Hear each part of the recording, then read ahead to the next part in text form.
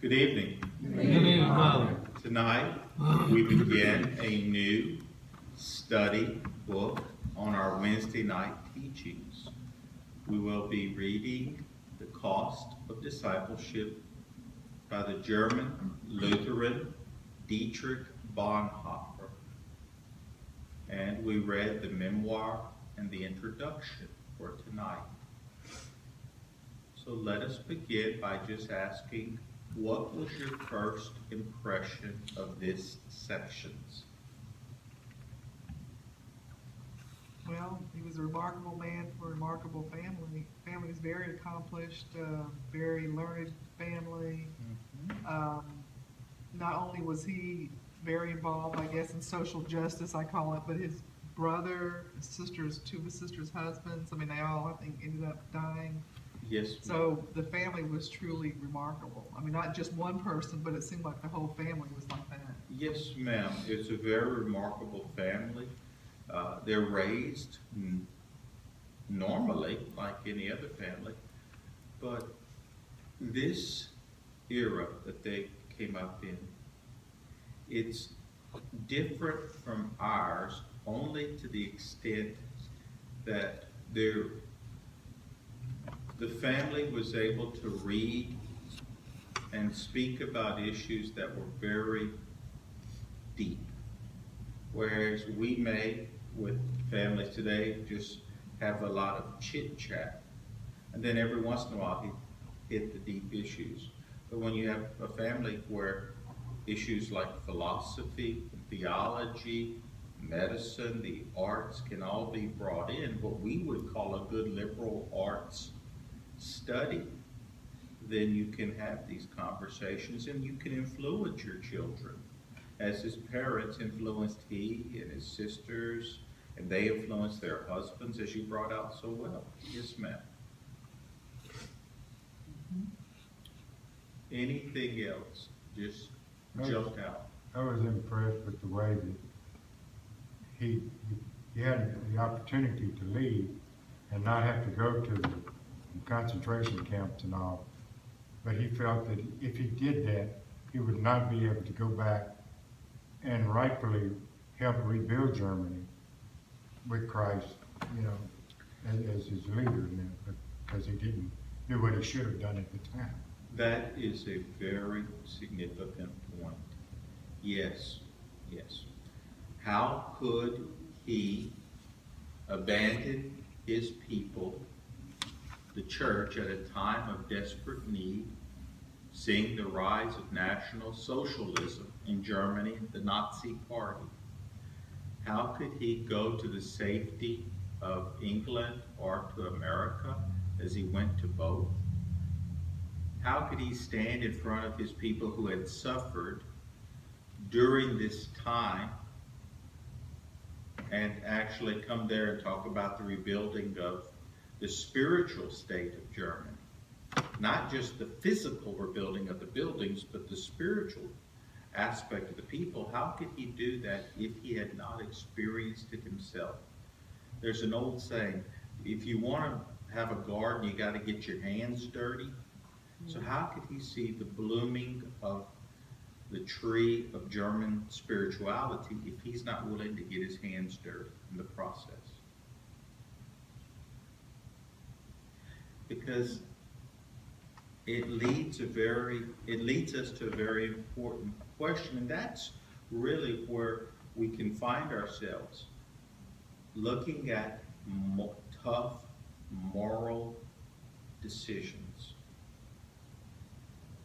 What does it mean to be a true disciple of God?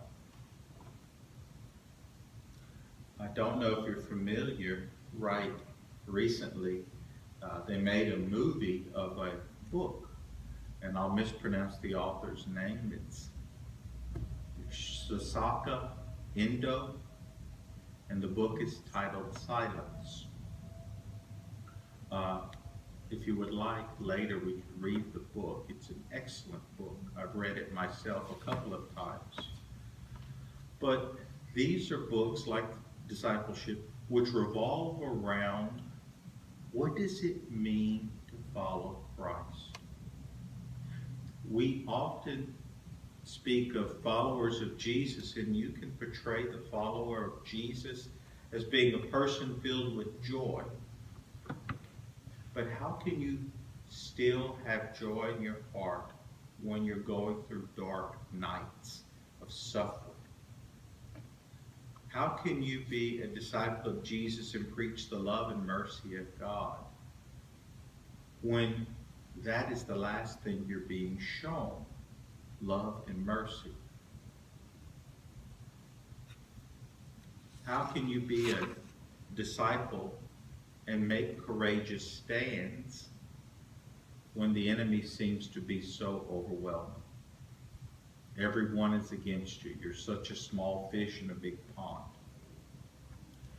These are important issues that authors, Christian authors, not just Catholic, but Christian authors try to tackle and look at from our universal Christian moral philosophy and theology. What does it mean to be a disciple when you know that that call to discipleship means self-sacrifice, even up to the point of death?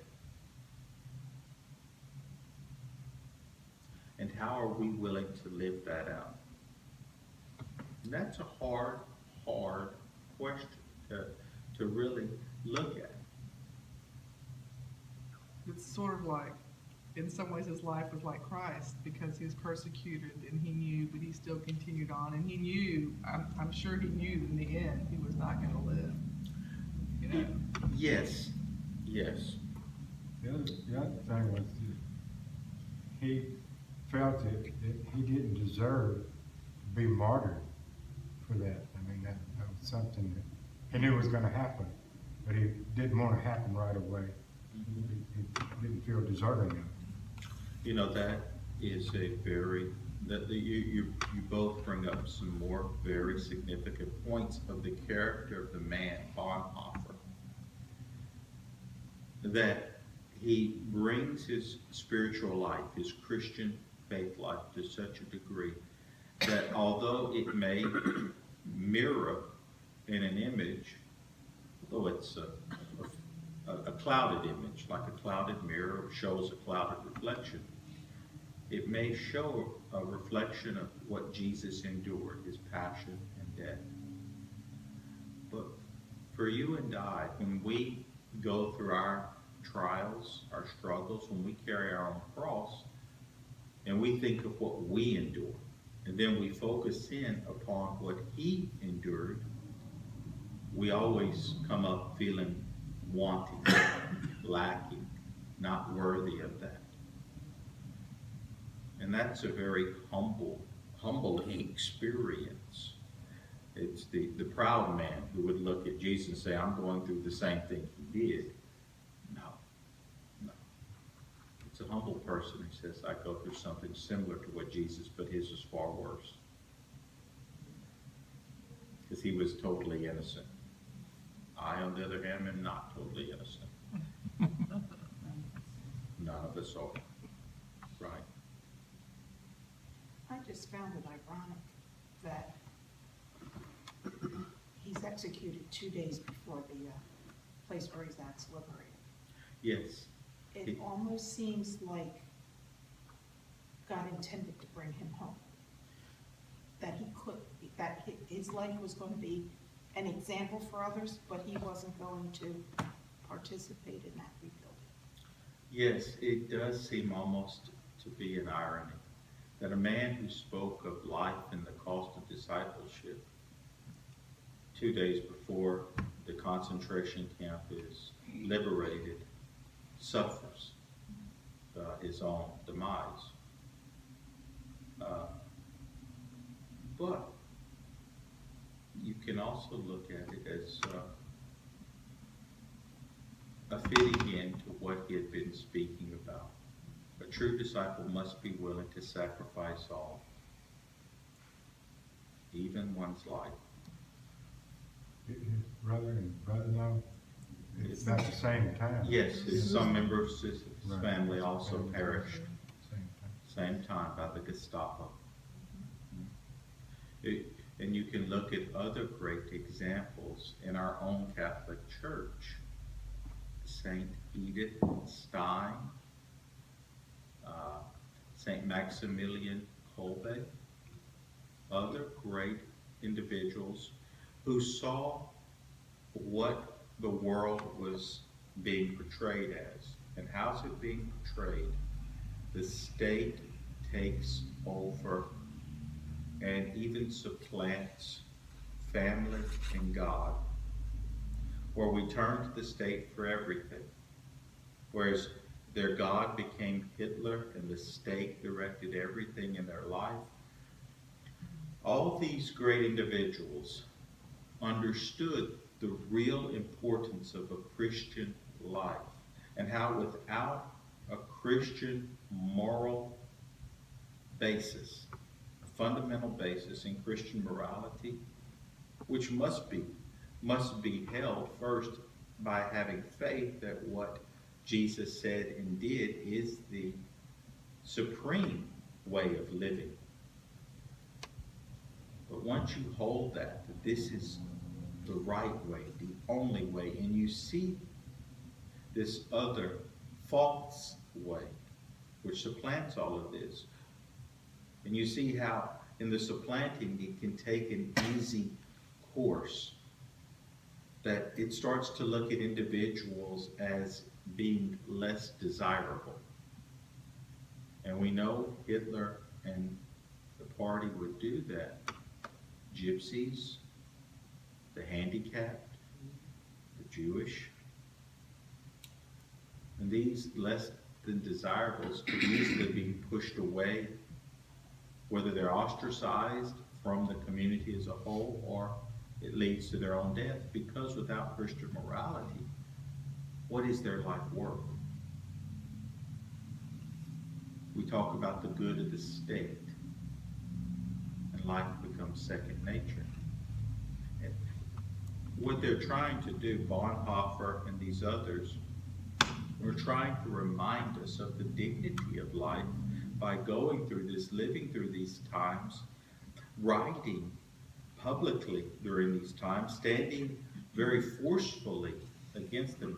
If you remember, Dietrich von Hildebrand also did that same thing, although he did not lose his life. But you have good lights in the darkness guiding people, saying, hey, we have to hold this, because if not, if we don't oppose it, and if it overtakes our Christian understanding, look at what could happen. And the thing is, unless we, as later generations, look at these authors, read their writings, really try to, and it's going to be a struggle to get through them, yes, but unless we're willing to make that struggle and look at it, the fear is we may one day also agree to the same things. We may also hold the state as the principal factor for all things. We may also, in small ways, abandon the true meaning of discipleship.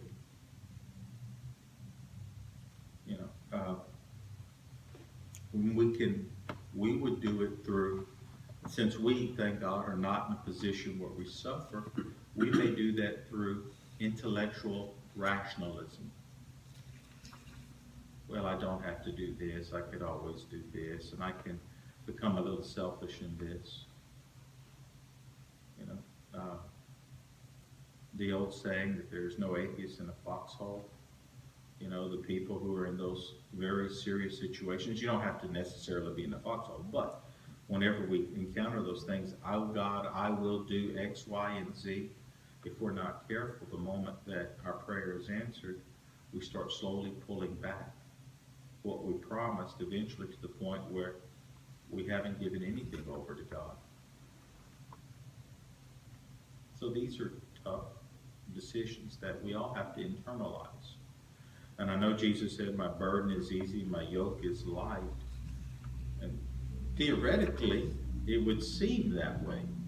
You know, love your neighbor, do good to others. But the practical thing, that's where the real rubber meets the road and keeps the wheels going. How do I practically live it when I'm being belittled, abused, tortured, etc.? An example, the Coptic Catholic Church in Egypt. How can we still have mercy to our brothers and sisters, our fellow countrymen, show that discipleship, that self-sacrifice love, when groups of extremists bomb our churches on Palm Sunday and kill our loved ones? And we're such a minority to begin with. But can we still express, first, our faith in God, that we will go and proclaim by our presence? We don't have to stand on the street corner, by at least going and proclaiming in our presence in the church, I am a Christian, and if it means that by doing this my life is going to be taken by those who are opposed to me, the jihadist, then that's a cost of discipleship. It's not cheap grace. That's the real hard stuff. So it's small steps like that that we have to progress through. Okay? That was a very general introduction and memoir. I thought it was very well put. Y'all brought out some very good points on that. Let me just check my notes real quick. Yes. I liked one. I liked a couple of lines. One that I like is, if we claim to be Christians, there is no room for expediency.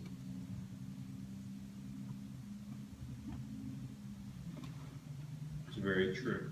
And we know that from our own spiritual growth, that the road is long and it can be difficult to sanctity, to holiness of life that we participate in through God. So we can't all of a sudden become saints. There's no quick road to doing that. And I know some teach all you have to make is a proclamation of faith and then you're destined to go to heaven. Bonhoeffer would actually have disagreed with that. There's no quick road. It's a hard struggle.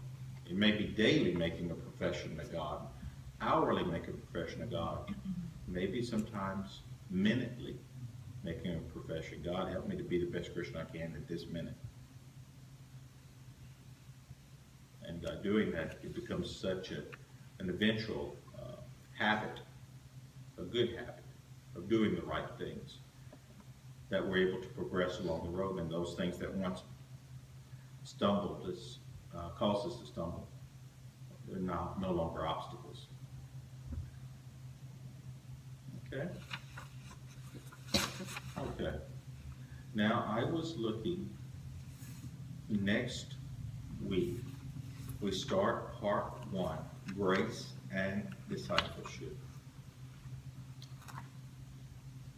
Chapter 1 is called Costly Grace. And for me, it's almost 30 pages, 29 pages. Would you like next week to see if we can read chapter 1 and then see how our discussion of chapter 1 goes? If we need to either pick up the pace or slow it down, that's totally fine. Okay? Cost of grace? That's my chapter 1. Part 1, Grace and Discipleship. Chapter 1, Costly Grace. Yeah, that's not that many pages. It's only Okay. about 12 pages. Oh, for mine and the iPad, it makes it pages 71 to 100. Yeah, it's 12 pages in the book. It's 12 pages in the actual hardbound Libro. Okay. Take All right. Paperback. The paperback Libro. Okay. Small print of that. Okay. Well, mine is nicely able to be enlarged for my poor eyesight. Okay, well then, let's do chapter 1, costly grace. 12 pages. Okay, that's 12 pages in the actual book itself. Okay, y'all will have to help me on those, because being a larger print and on a tablet, it's my pages will be different from yours, although the words will be the same. Mine will just be bigger. Okay. All right. Well, y'all, until next week. And may Almighty God be with you. May He bless you, the Father, and the Son, and the Holy Spirit. Amen.